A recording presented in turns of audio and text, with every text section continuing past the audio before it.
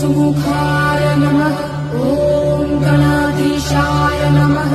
ॐ उमापुत्राय नमः। ॐ गजमुखाय नमः। ॐ लम्बोदराय नमः। ॐ हरपुत्राय नमः। ॐ शूर्पकर्णाय नमः।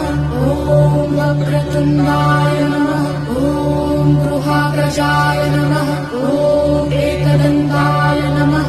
ॐ हेरम्बाय नमः। ॐ चतुर्मुद्रे नमः। ॐ सर्वेश्वराय नमः।